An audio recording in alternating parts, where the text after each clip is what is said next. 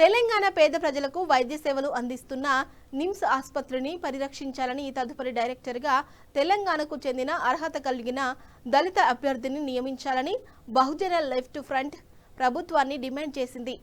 హైదర్గూడలో నిర్వహించిన సమావేశంలో బిఎల్ఎఫ్ నాయకులు పోకల కిరణ్ కుమార్, గొల్లపల్లి దయానందరావు మాట్లాడుతూ ఈ మేరకు బిఎల్ఎఫ్ చైర్మన్ నల్ల సూర్యప్రకాష్ ముఖ్యమంత్రి రేవంత్ రెడ్డికి బహిరంగ లేఖ రాశారని తెలిపారు. నిమ్స్ డైరెక్టర్పై ఉన్న అవినీతి ఆరోపణలపై విచారణను వేగవంతం చేయాలని, ప్రస్తుత డైరెక్టర్ బీరప్ప పదవీకాలం ముగియనున్న నేపథ్యంలో తెలంగాణకు చెందిన దళితుడికి డైరెక్టర్ పదవి కేటాయించాలని వారు డిమాండ్ చేశారు. ప్రభుత్వం ఈ అంశంపై వెంటనే స్పందించాలని కోరారు. హైదరాబాద్లో పేద ప్రజలకు ఉపయోగపడేది నిమ్స్ హాస్పిటల్.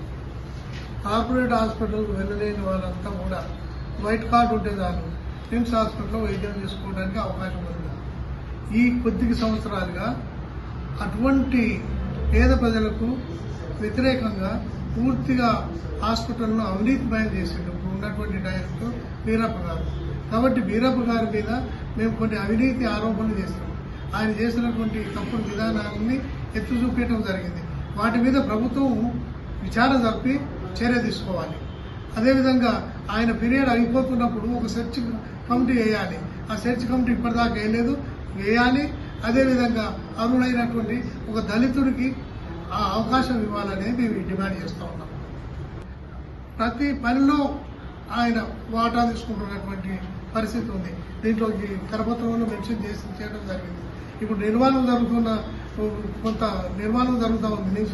దాంట్లో కూడా ఆయన అవినీతి పాల్పడ్డట్టుగా రుజువైంది. ఇది రాకైందనంటే ఇప్పుడు విజిలెన్స్ ఏంటంటే విచారణ జరుపుతూ ఉంది. ఆ విచారణ ఏదైతే ఉందో ఇంకా బయటికి రాలేదు. పూర్తిగా విచారించి వెంటనే చర్య తీసుకోవాలనేది మా డిమాండ్.